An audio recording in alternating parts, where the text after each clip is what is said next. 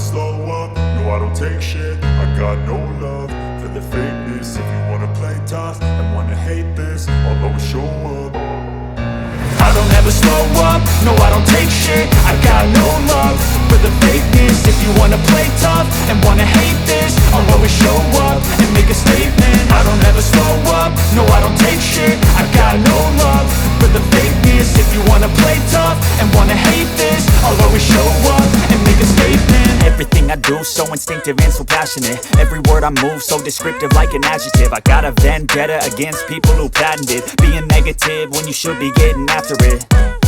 I got facts over tracks, this and that. Spitting slow, spitting fast, I could roast, I could gas. Think I'm okay at last, but I don't know if that can erase all the past. And the pettiness, a reflection of the emptiness. Hilarious, you think you're worth my time, you're delirious. Mysterious, because you hide behind a fake exterior. Inferior, you know I'll always be a bit superior. Get off of me, this ain't no humble brag. I want you to hear words, you can say them back. I want you to feel free from the chains at last, and to believe in what you got, it was built to last, yeah. Now that I've been put through hell, I never got anyone's help. I had to do it all myself. I don't ever slow up, no I don't take shit. I got no love for the fakeness. If you wanna play tough and wanna hate this, I'll always show up and make a statement. I don't ever slow up, no I don't take shit. I got no love for the fakeness. If you wanna play tough and wanna hate this, I'll always show up and make a statement. Gonna learn the consequence of being incompetent. Mental health is confidence, dreams and some modestness. I'm not here to save the day, that's for you to take away. I could play a million mind games, but instead I say something not illogical, something that is topical. Rub it on and watch it go, make yourself unstoppable. Dreams are irresponsible, but they're always possible. If you just believe, you could be so remarkable. Thoughts in my head, a collage and they spread. I'll be great one day, going off of my meds. No, I'm not giving up, no, I'm not giving in. I will make it to the top, taking off in the wind. I gotta make it, I'm saving every day to taste it. I'm patient, but my mind, it can hardly take it. I'm chasing a dream that I've had for several ages. A vacant, modern kingdom for the taking. Now that I've been put through hell, I never got anyone's help. I had to do it all myself. I don't ever slow up, no I don't take shit. I got no love for the fakeness. If you wanna play tough and wanna hate this, I'll always show up and make a statement. I don't ever slow up, no I don't take shit. I got no love for the fakeness. If you wanna play tough and wanna hate this, I'll always show up and make a statement. I don't ever slow up, no I don't take shit. I got no love for the fakeness. If you wanna play tough and wanna hate this, I'll always show up.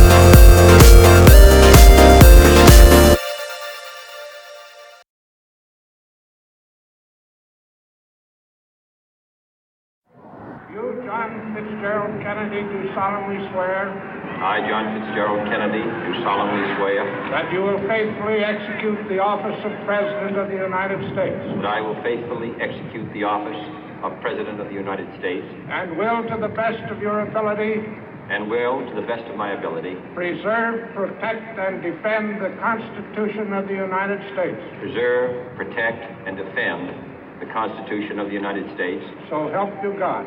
So help me God.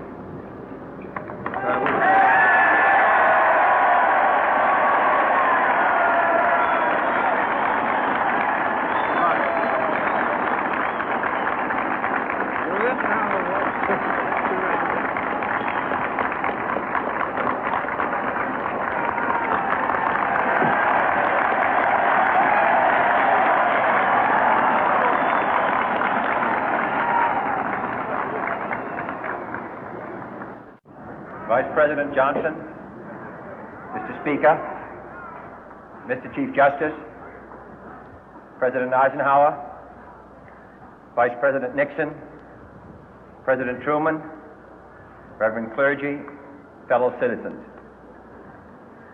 We observe today not a victory of party, but a celebration of freedom, symbolizing an end as well as a beginning, signifying renewal as well as change. For I have sworn before you and Almighty God the same solemn oath our forebears prescribed nearly a century and 3/4 ago. The world is very different now, for man holds in his mortal hands the power to abolish all forms of human poverty and all forms of human life. And yet the same revolutionary beliefs for which our forebears fought are still at issue around the globe. The belief that the rights of man come not from the generosity of the state, but from the hand of God.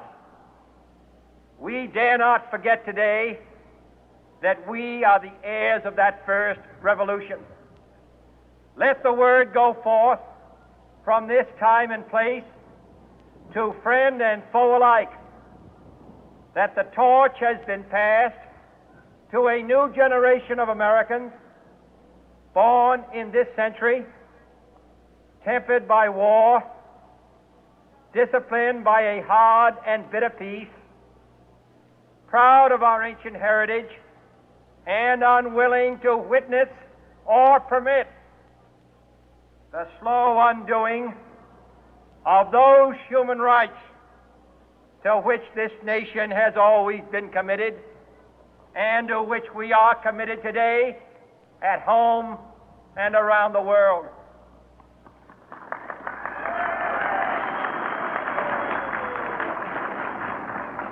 Let every nation know, whether it wishes us well or ill, that we shall pay any price, bear any burden, meet any hardship, support any friend, oppose any foe to assure the survival and the success of liberty.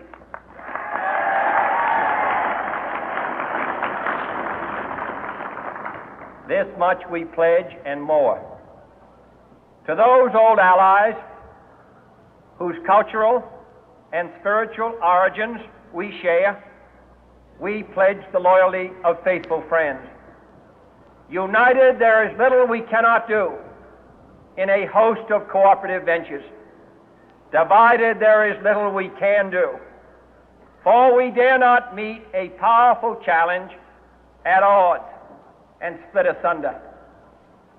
To those new states whom we welcome to the ranks of the free, we pledge our word that one form of colonial control shall not have passed away merely to be replaced by a far more iron tyranny. We shall not always expect to find them supporting our view, but we shall always hope to find them strongly supporting their own freedom, and to remember that in the past, those who foolishly sought power by riding the back of the tiger ended up inside.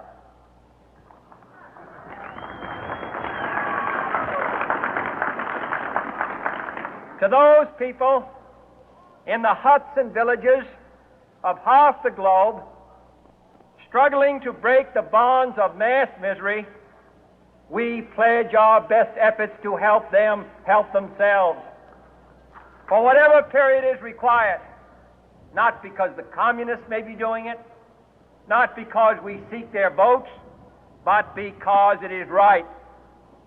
If a free society cannot help the many who are poor, it cannot save the few who are rich.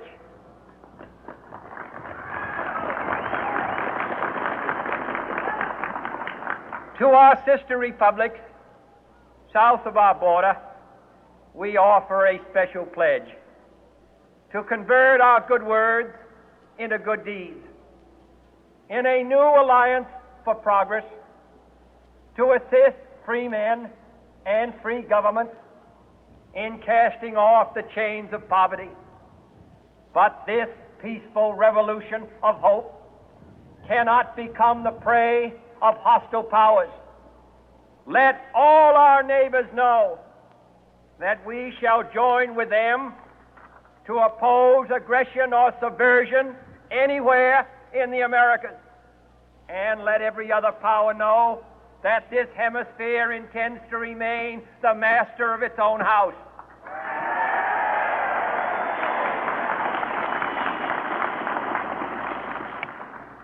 To that World Assembly of Sovereign States, the United Nations, our last best hope, in an age where the instruments of war have far outpaced the instruments of peace, we renew our pledge of support to prevent it from becoming merely a forum for invective, to strengthen its shield of the new and the weak, and to enlarge the area in which its writ may run. Finally, to those nations who would make themselves our adversary, we offer not a pledge, but a request that both sides begin anew the quest for peace. Before the dark powers of destruction, unleashed by science, engulf all humanity in planned or accidental self-destruction, we dare not tempt them with weakness, for only when our arms are sufficient beyond doubt can we be certain beyond doubt that they will never be employed. But neither can two great and powerful groups of nations take comfort from our present course, both sides overburdened by the cost of modern weapons, both rightly alarmed by the steady spread of the deadly atom, yet both racing to alter that uncertain balance of terror that stays the hand of mankind's final war. So let us begin anew, remembering on both sides that civility is not a sign of weakness, and sincerity is always subject to proof.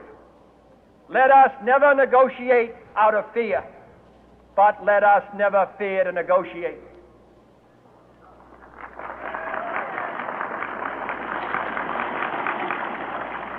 Let both sides explore what problems unite us, instead of belaboring those problems which divide us. Let both sides, for the first time, formulate serious and precise proposals for the inspection and control of arms, and bring the absolute power to destroy other nations under the absolute control of all nations.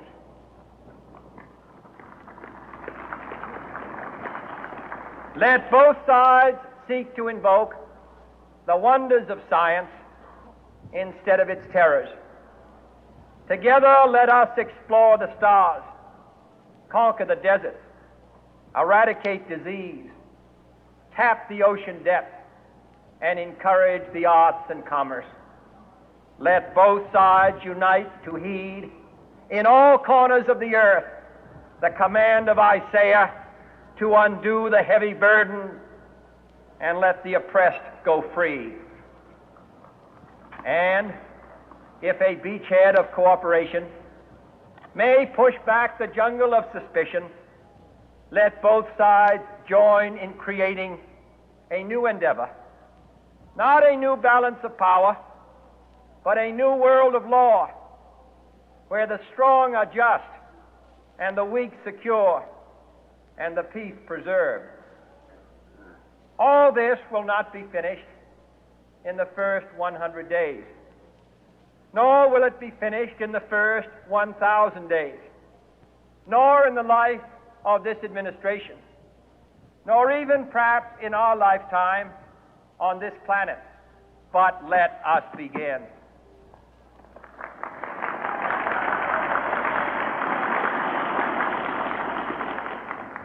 In your hands, my fellow citizens, more than mine, will rest the final success or failure of our course. Since this country was founded, each generation of Americans has been summoned to give testimony to its national loyalty. The graves of young Americans who answered the call to service surround the globe. Now the trumpet summons us again, not as a call to bear arms, though arms we need, not as a call to battle, though in battle we are, but a call to bear the burden of a long twilight struggle, year in and year out, rejoicing in hope, patient in tribulation, a struggle against the common enemies of man, tyranny, poverty, disease, and war itself. Can we forge against these enemies a grand and global alliance, north and south, east and west, that can assure a more fruitful life for all mankind? Will you join in that historic effort?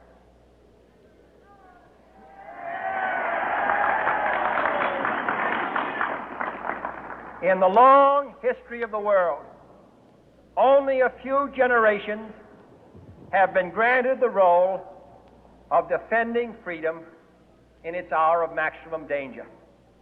I do not shrink from this responsibility. I welcome it.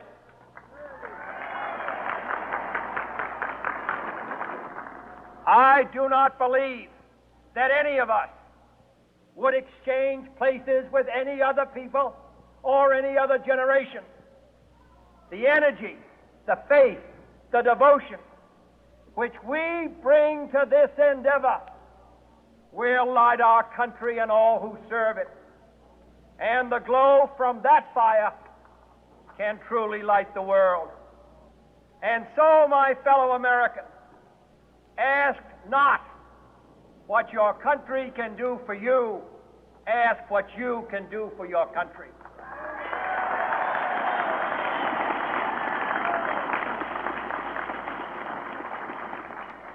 My fellow citizens of the world, ask not what America will do for you, but what together we can do for the freedom of man.